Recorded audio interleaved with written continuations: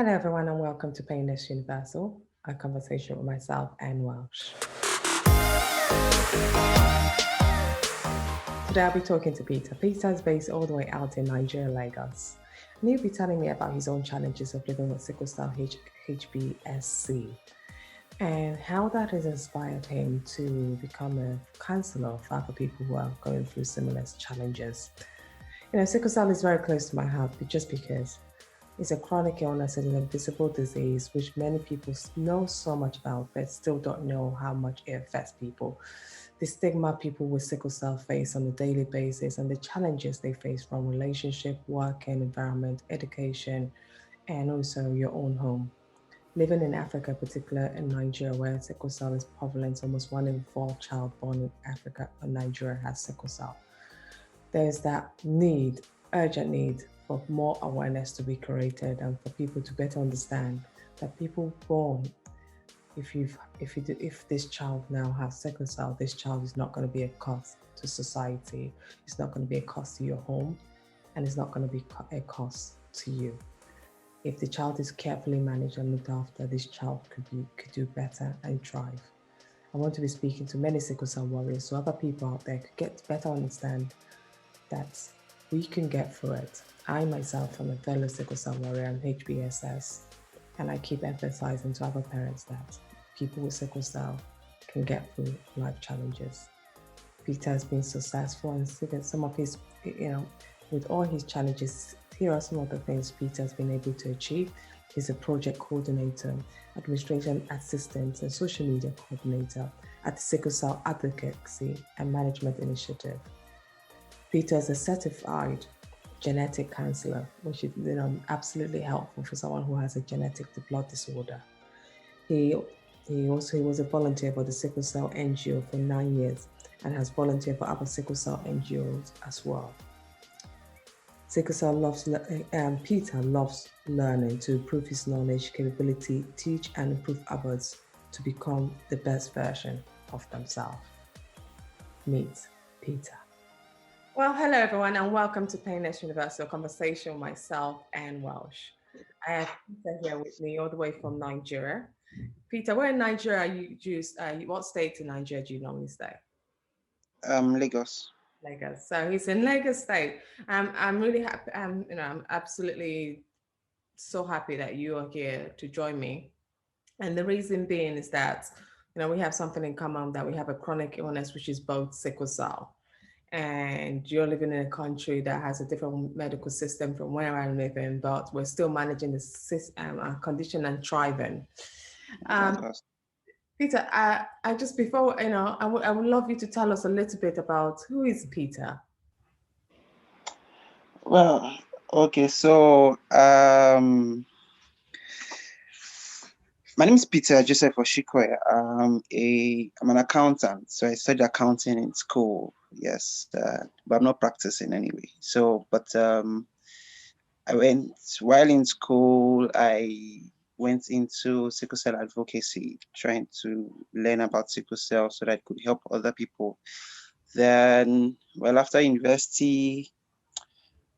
university, I loved the digital space. So after some years after university, I went to learn about digital marketing. So then the organization I work for, because of what I do with them, I was trained to be a genetic counselor so that I could help people living with sickle cell, give them informed quality information about their health and all of that. So Okay. So do you I'm have also a sickle cell warrior. I live with sickle cell and HBSC. with living with HBSS and living in Nigeria, how has that affected you? Okay, so how it has affected me? Well, it has affected me in a couple of ways because I tend to have pain crisis. My mom lives with sickle cell actually, so and my late aunt also lives with sickle cell. So I've seen different aspects of living with sickle cell. I've seen my mom go through pain. I've seen my aunt go through pain, pregnancy pain, and the normal, usual bone pain crisis. So, well, that affected me in a lot of ways, and we just keep going. And how do you, you say you focus on advocacy work. How do you go about encouraging and motivating others who are going through a similar challenge like you are to keep going there and keep doing well? Yes, so I do that with education, basically, and enlightenment, because the only way for us to advocate well is to enlighten those who already have information, but it's not so accurate, and educate those who have no information at all Mm, about how to they take care of themselves. So advocacy is quite broad. We have for people who live with sickle cell themselves. We have for people who don't live with sickle cell. mm, So for people who don't live with sickle cell, it's we are trying to educate them to know that okay, apart from knowing your genotype, this is how you relate with people who live with sickle cell. You don't come and stigmatize them. You don't say they're not worthy of this, they're not worthy of that. Then to the sickle cell warriors, we try to educate them on how to um, live well despite their condition. Their condition is just a part of them, it doesn't define who they are. So how to love themselves first, learn about themselves, and how to work on themselves to become a better person. So it's mm. that's just basically what we do and all of that. It's good. It's really mind blowing what you do because I mean, I used to live at one time in Nigeria, and if I had those words of encouragement, that would really help me. So you talk about stigma, people being stigmatized against because they have sickle cell. So how do people deal with issues when not knowing that, especially relationship issues, people not still not sure about people with sickle cell. How do you help them to understand that people with sickle cell are just normal people like everyone else is? We need that extra love and care. Okay, so for people who stigmatize, stigmatization too is kind of broad, and I think people who live with sickle cell as the second most stigmatized people across the world. In short, in Nigeria, they are the second most stigmatized people. Now, this stigmatization has different levels. We have stigmatization from family, we Mm, have stigmatization from workplace, we have stigmatization from the environment. So now let's start from family. Now, families where they have a misconception about sickle cell, and one of their children gives birth to a child who lives with sickle cell, they feel that well, that child is not what the child that child should not be trained in school. That child should just be at home. That child is a liability for even coming to birth. The child is a liability. So the child is stigmatized on a daily basis, which over time affects the self-esteem. The child becomes withdrawn, doesn't relate with people. Then aside that, let's say the child eventually breaks through that there's stigmatization from the environment, apart from the immediate family. mm, The environment is saying, oh, you live with sickle cell, you'll soon die. You live with sickle cell, you can't do this. You live with sickle cell, don't do this. You live with sickle cell, don't do that.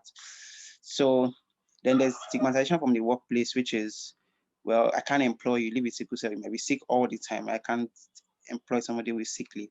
mm, Now, in trying to educate all these sets of people, there are different approaches. So for family, we first let them know that okay, this child that lives with sickle cell, it came as a result of both of you giving birth to the child. mm, Then the child is first human before its genotype. So you are just to show love and care to your child. mm, Give your child all the love and encouragement he or she needs for the child to be the best version of himself. Now, aside that, for family, we also have to teach parents to know about sickle cell in general, how to take care of your child, if this happens, what to do, if this happens, what not to do. Because with that, when the parents understand this is what you should do per time, it mm, helps the child grow, it helps the child live healthy. And as the child is growing, the child is also learning from his or her parents about how to take care of himself mm, while growing. Then over time, he takes care of himself. Then for the environment, it boils down to the individual. We try as much as possible to encourage you to first love yourself above all things, Mm. because the only way to shield yourself from the stigmatization that comes from the environment is to build up your own self-esteem by loving yourself, staying positive all the time. Try to learn about yourself, know what works for you, know what doesn't work for you. Now, so that when people come and say, okay, you are this, you can't be this, you can't be this. So you don't get it affect you. Instead, just try and educate them. Yes, it's not everybody that will be ready to be educated, but just have to let them understand that okay, this is not it, this is not it. Then, well, for the workplace, it's going to be hard to change. It's just that we need a policy that states that once you are employing based on capability, Mm. not on health issue. Yes, sometimes they need to be considered.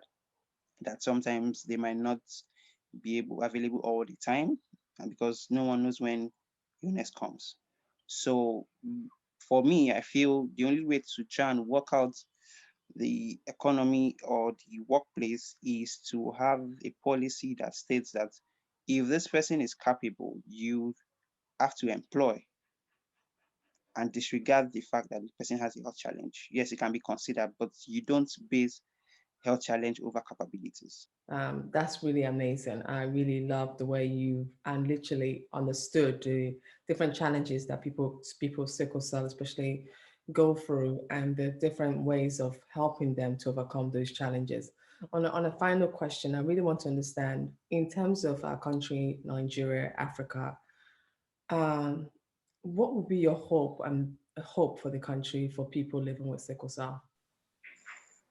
Okay, so my hope for the country, well, I have plenty things to hope for.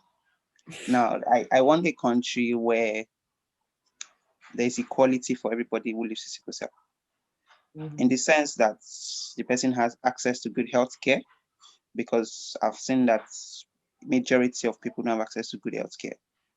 We want a country where there's access to good health care. That's one. We want a country where people with sickle cell themselves don't stigmatize themselves. You don't say you are not enough. You don't say you cannot be loved. You need to know that yes, you are unique enough to be loved and love other people. Mm. I want a situation, a country where people live with sickle cell understand that they need to take care of themselves. They need to always attend clinic. They need to try as much as possible to know what works for them, what doesn't work for them without being told. Because if you know what works for you, if you know how living with sickle cell works, it helps us to reduce the amount of complications, because there's been so many um, crazy complications arising from people not taking good care of themselves or people living in ignorance. Now, Yeah. because we want a country where people live with sickle cell are not in self-denial, Yes. because self-denial to a large extent causes a whole lot of trouble for the society. You tend to do so many things. Now, self-denial brings about mental health issues. It brings about lack of good health. It brings about lack of communication, lack of hope. So I want a country where self-acceptance is the motto of every person that lives with sickle cell. Now, in having self-acceptance, you are able to improve on yourself, improve on the society, improve on your family, improve anywhere you find yourself. So then for the last one, well, I want a Nigeria where we have a policy that stands with people living with sickle cell. Yes. Wow, Peter, this is amazing. I think you probably, something I really love the way you channel it and you speak about it. You understand the key issues that people with sickle cell on ground that are going through, and I really hope that one day that things will change. Of I, course. appreciate your time because I wanted just a synopsis of what exactly, so people listening to this conversation could just get a real understanding of challenges that people face where they live with sickle cell in Africa, particularly our country, Nigeria. This is so helpful, and thank you so much for sharing that story and sharing your own journey of how you've how you've seen it through your own family, your mother, your auntie who sadly passed away, your late auntie, and then how you just, utilize that journey you've seen from them being in constant pain to say, you know what, I have to figure out what other ways I could help others. I'm so proud and I'm so appreciative of your time. Thank you so much. Thank you so much, Peter, and you have a great day.